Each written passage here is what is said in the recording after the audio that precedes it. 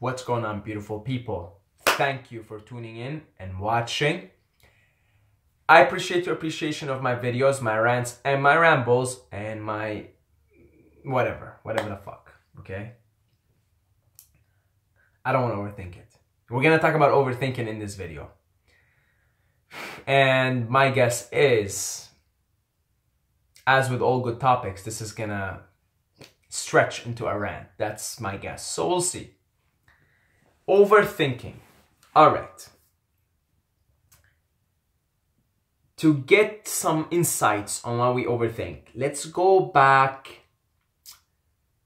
to hunter-gatherer man, to human 200,000 years ago, 100,000 years ago, 50,000 years ago, 20,000 years ago. We're not very different from that man. We're not very in fact, we're the same. We're the exact same as man or woman. You know, when I say man, it's sort of, you know, implying man, woman. We're not different from humans. Let's call them humans.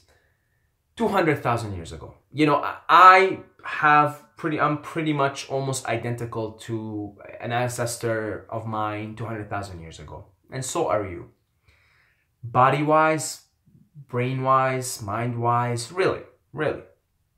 Not a whole big difference. And we lived like that for up until 10,000 years ago. Just living in the wilderness, moving, nomadic tribes, moving from one place to another, hunting and gathering, going sometimes days without food. You know, life was harsh, you know, a lot harsher than it is now. And a lot more demanding physically, right? Now, here's the thing. Put yourself in the shoes of someone who is, you know, with, say, 50 other people in the tribe. And you're kind of getting up. You're surrounded by sky, right? When it's nighttime, you're surrounded by stars. And when it's daytime, there's a sun, there's clouds, there's a sky, there's trees. If you're living in a desert, there's sand. You're surrounded with the elements. There's a river, there's water, there's a butterfly. There isn't too much thinking going on. There isn't too much thinking. There's more being, I would imagine. You're not really thinking all that much. Your life is not that complex. It's quite simple. I mean, really, all I have to do as a human being, and I have 50 other people to help me, maybe more, maybe less, depending on the tribe. All I have is, you know, select, you know, whatever, these people. And all we really have to do is just get some food and survive, right? And as we move from one place to another, build shelters, you know, as we go on, right? And so, yeah, you got other people to do that with you. Sure, life is harsh, it's difficult. I'm not saying we should go back to that. But I'm saying, you know, again, put yourself in that shoe. It's simple. It's not complex. It's hard. It's physically demanding. And boy, I can imagine lots of cold ass nights, and depending on where you lived, right? I live in Canada, so I have I guess I'm predisposed to think everybody lives in cold, but again, we originated from Africa and mostly lived in warm climates, but there was that winter period, right? Even, you know, there was that winter period. Anyway, not very relevant. I would imagine there was a lot of hungry times. There was a lot of cold nights, a lot of hot nights, right? So it's not that it's comfortable. Life was not comfortable whatsoever. And I don't think we were intended to live a comfortable life, period. But as far as your brain, as far as your mind, as far as thinking, life was a lot simpler. There wasn't too much to think. And I think the brain evolved not to think too much, really. Like, your brain and your body have evolved to deal with the environment as it comes in raw nature. That's how your body's designed, and that's how your mind's designed. So it's like when you go out into the woods and you hear the sound of birds, and you hear, or you see the butterfly, and you see a deer, and you know, you hear the sound of water, the wind blowing. These are all sounds and effects and sights that your brain is adapted to take in and process. As we moved on from that, we moved on into agriculture.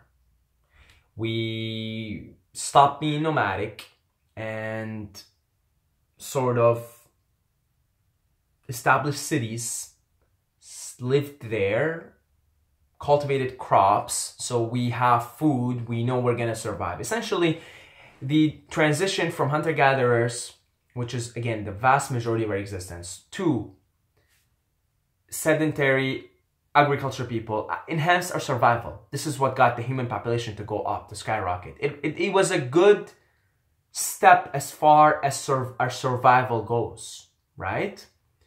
But of course, it created a lot of problems. So we created this head game, essentially. We started to use our mind more, right? Before we would use our bodies more. And, from all the hunter-gatherer documentaries that I've seen, life is very simple. They eat, they dance, they sing, they fuck. It's very simple, right? They run away from predators, they chase other animals if they want to hunt, they gather food. It's simple. Life is simple. There's not too much thinking going on. As we started to develop city-states and, societies became more complex, and we went from tribes of no more than 150 to cities capable of supporting 500,000, 1 million people, right? Things start to become more complex.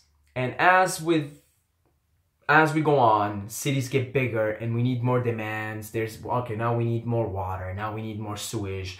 We need a good sewage system. Now we need this. Now we need that. Now we need to come up with better ways to cultivate crops. We need better systems. We need laws. We need rules. We need conventions. We need this. We need an education system, blah, blah, blah, blah, right? So as the society got complex, life got complex. And being a human got more complex, and we start to use our heads more because we need to organize the society, this enterprise of civilization. We start to use our heads more, right? And as we went on and on and on and on, 10,000 years ago up until now, up until the Industrial Revolution, things got a bazillion times more complex then. Because now we can make things and we can extract like coal and oil and energy, and we can create machines and weapons. It's crazy. So things got like uber fucking complex. And so more thinking is needed. More problems need more solution. We need to go to work. Our left brain, our conscious brain, our thinking brain needs to go to work, get some data, solve all these problems that keep happening as a result of progress, as a result of technological advancement. Head. And now, with technology, it's like, really, what the fuck? The information age, what the fuck? Do you even understand what the fuck's... I don't even understand what the fuck's going on right now. I'm talking to camera and somehow I'm gonna upload the video and somehow you're gonna watch a fucking idiot like me ramble about the world and history and whatnot and overthinking. And how the fuck does that happen? I don't know. It's fucking complex. Yeah, it's very complex. Life is very complex right now. Society is very complex. Being a human is extremely complex right now. We lost simplicity. And so we're living now in this sort of, it's a head game. It's purely head. It's all about the game. The survival. Not the survival game. But think about it, you're a baby and you grow up, and by the time you're 4 or 5, you're sent off to school. And what do they teach you in school? It's head. Learn this, learn that, mathematics, science, English, business, blah, blah, blah, blah, blah. By the time you're grade 7, 8, they start to prepare you. What are you gonna be? What are you gonna do? How are you gonna be a productive member to society? Head. So you're taught to just make decisions and make conclusions about the world and about reality and perception from your mind, from your head, because that's the way you grew up. You see, head. You're not taught to trust your body, and you're not taught to take care of your body. They don't teach you to take care of your body in school. There's no emphasis on it whatsoever. Health is completely something that you just have to figure out on your own. You know, there's gym class, but that's about it, right? And health is something you got to figure out on your own, you know, completely on your own. That's not something they teach you in school because they don't think it's important. Society doesn't teach you the importance of being healthy in your body. And so we didn't even build society based on health. And it's pretty self-explanatory. Most people get up in the morning and they fucking drive, sit down, and go sit behind the computer desk, behind a screen, on a desk behind a screen for 8 to 10 hours, right? Clearly, we don't give a fuck about the body as a society. We don't give a fuck because we think it's just a fucking body. Use your head. Use your head to make money. Use your head to do this. Use your head. Use your head to get out of complex. Use your head to pick up that shit. Use tricks and manipulate. Use your mind, man. Use your mind. You know, it's also mind. And so you grow up as an adult learning the only thing you should trust is your mind. Nothing else. That's the intelligence to use to navigate through the world, to perceive reality, to perceive yourself. Mind. But as they teach you in yoga, and I'm talking about, you know, if you know, the word yoga means union, right? And it's to, you know, the premise of yoga actually is to dissolve the modifications of the mind. Essentially, you're actually, like when you do yoga and meditation, the first thing you're taught when you get into this stuff is you're not your thoughts and you're not your mind. That's, you know, one of the first things you're taught. You're not your thoughts and you're not your mind. You're not any of it. In fact, you should be very suspicious of what the fuck's going on here. Very fucking suspicious. These thoughts are not your thoughts. You're just plugged into this stream. A human brain is plugged into thoughts. We're just picking them up like a radio. And we're just picking them up. It's not really you. You're just a fucking rover. You're just a receiver. Your brain just receives thoughts. It's not you. You're not your mind. You should doubt your mind. You know, who the fuck knows where these thoughts are coming from, man? I don't know where they're coming from. Some of them may be coming from a benevolent place. You know, the good thoughts that make you feel good. The truths. And you know instinctually the truths. But like most of the thoughts flowing around in the mass consciousness are negative as fuck. They're self-limiting, they're negative, they're discouraging. And that's the truth. The truth is you're not your mind. Doubt that motherfucker. Doubt your mind, that monkey mind. That's not you. That's not you. It's just you've been taught that that's you. And so you build the stories that, hey, this is who I am, and this is, you know, this is the person that I am, and I am this and that, and this is my role in society. Again, all head, ego, right? It's an egocentric world. Meaning, when I say egocentric, everybody's so bought into the illusion of separation and illusion of individuality, and everybody's got a story about themselves. They don't know who they really are. They're the loving awareness beneath the story, beneath the game, beneath it all. You look someone in the eyes and that's a being right there. That's the truth. That's who they really are. The story that's going on in here, that's just a fucking story. And it ends as the minute your physical body ceases to exist. It's gone. It's gone. It's gone, right? The story, everything you tell yourself you are, yeah, fuck you. What are you going to do in the face of death, man? The universe is ruthless. Cosmic love is ruthless. It'll fucking end your life in a second. And it doesn't give a fuck. Life will go on with or without you.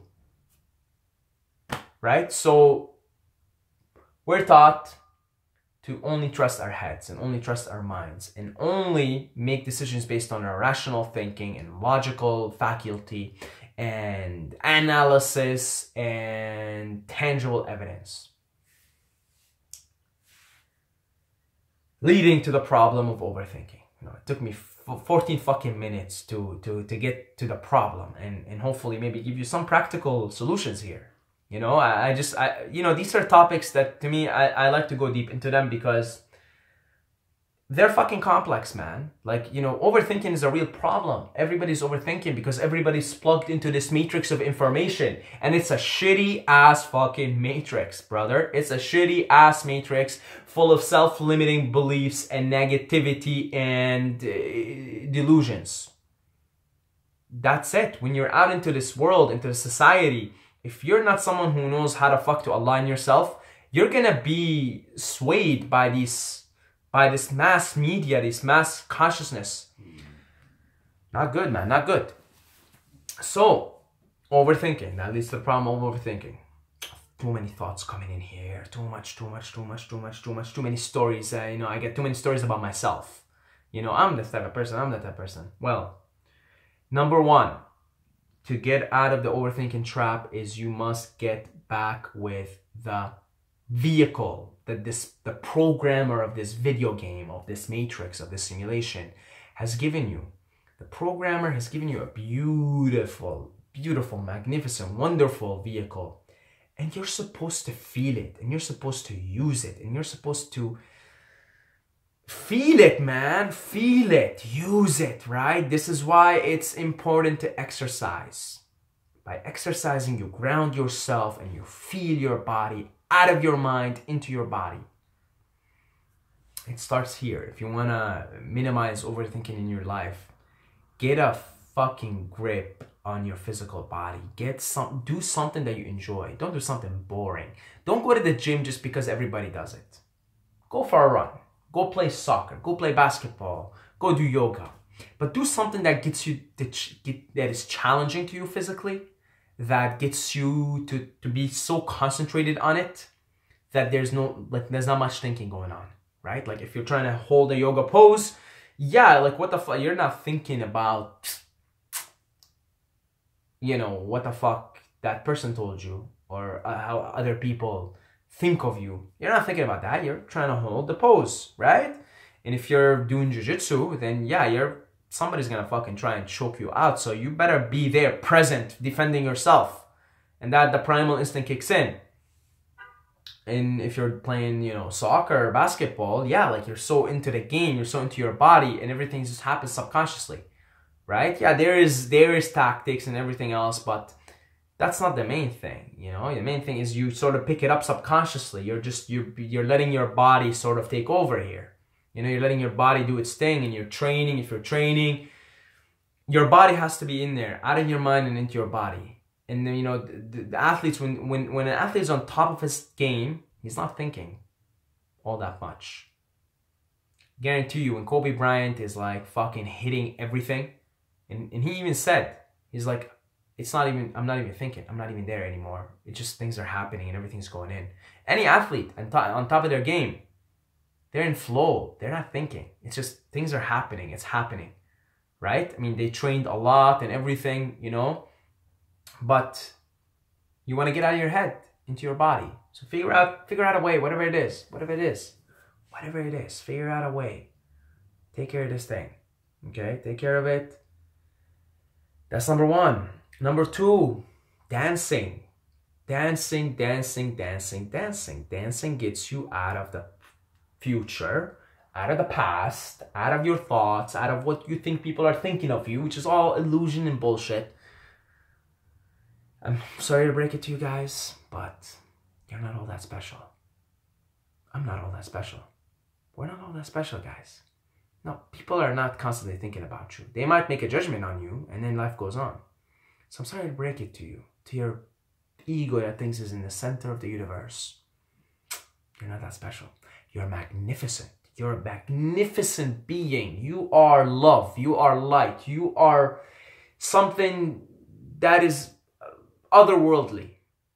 But as far as what you think, your ego, like you think people are thinking about you all that much? Well, yeah, okay, you're not that special, okay? Okay, calm down, relax, take it easy. Dancing puts you in the present, makes you feel your body, makes you flow with life, gets you in the tune of life. There's no future, there's no past, there's just dancing. You flow, man, you flow. It's beautiful. Dancing is beautiful. It's a beautiful way to get you out of your head and not overthink and not think things too much, right? 3, meditation. Meditation. The goal of meditation is to get in the present moment, is to watch your thoughts, to get in touch with that Atman, that loving awareness within you. When you're meditating, it's not that you're trying to stop thinking. You're just watching your thoughts. So let's say you're like sitting there, you're focusing on your breathing, you know. So every time you have a thought, you know, and you kind of get lost in that thought, then you just come back to your breath. Oh shit, let me get back to my breath. And then you have a thought, oh my God, I should have fucking wiped my asshole better. I don't know, it feels weird there. Back to my breathing. You know, and then you get another thought. Oh, that chick is really cute. I should have told her she's cute. Okay. And then back to your thought, back to your breath, right? Back to your breath. It's like you're watching thoughts, you're letting them go. Like you're letting them go. It's a river. Life keeps flowing. It's always going, and it's never the same river. So you just let the thought go now. That's it. Boom. And eventually, after a period of sitting there quietly, I use binaural beats, of watching your thoughts, you come to this calmer place where you're just being, and you're still having thoughts, but they kind of calm down. Once you just kind of let them go, they calm down. And it's like, now you're not even thinking all that much. You're just kind of being there, sitting down or laying on your bed or whatever it is that you're doing, however you meditate, whichever posture you use. And you're just breathing, right? You're just breathing. So that really can get you, like that will do wonders to your overthinking. Developing a meditative practice. Really, it will do wonder to you. Number 4.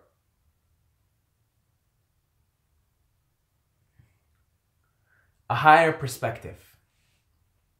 A higher perspective on your existence, a higher perspective on life, a higher perspective on the transient nature of everything, right?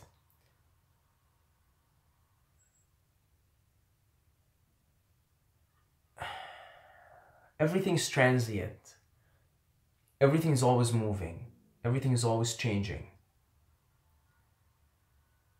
This too shall pass. If you're looking at life, your own existence from the grand scheme of eternity, it is but a blink of an eye. That's it. See, every blink of an eye that I do now is one incarnation in the grand scheme of things. There goes 80 years of being Saeed. There goes 80 years of being, say, a native warrior. I think I was a native warrior. There goes another 30 years of being a gladiator. Probably got killed off too early, right? Here's another incarnation of being a gladiator. This time I live to be 50. See? That's your existence in the grand scheme of eternity. That's it. That's it. That's it. It's a blink of an eye. It's a blink of an eye. In the grand scheme of eternity, it's a blink of an eye. And if you can kind of start to look at things like that, you realize your problems are mostly insignificant. And really, really, like, you're gonna care what your neighbors think about you. They think maybe you're a crazy wacko or something. Really, really, like, really, that come, you really, like, you know what I mean? Like, see where I'm coming from here? Your existence is a blink of an eye. And you're worried about what your neighbor thinks of you because your neighbor thinks you're a crazy psycho. Or you're worried that, you know, that girl rejected you. Yeah? If your entire existence, your 80, 90, 100 years of existence is a blink of an eye, then what just happened, what is it then? In that blink of an eye, then that's like, I don't know, I can't even comprehend how small of an event that is. And then you start to take your problems less seriously. And you start to take things less seriously. And you start to worry less. Because you're like, yeah, like most of my worries are bullshit anyway. Like most of your future doesn't come to pass. And most of your past is gone. Or all your past is gone. It's gone. It's a memory. Your past is nothing but a memory. It's a memory. It's in here. It's a memory. You can choose to consciously relive that memory. Or you can be like, oh, it's just a memory now. And future, most of your future doesn't come to pass. Most of it is fantasies. Most of it is just suggestions. Most of it never come to pass. Never does. And your existence in the grand scheme of things is a blink of an eye. And you've been doing this incarnation in my books. It's like almost like a da to me, you know.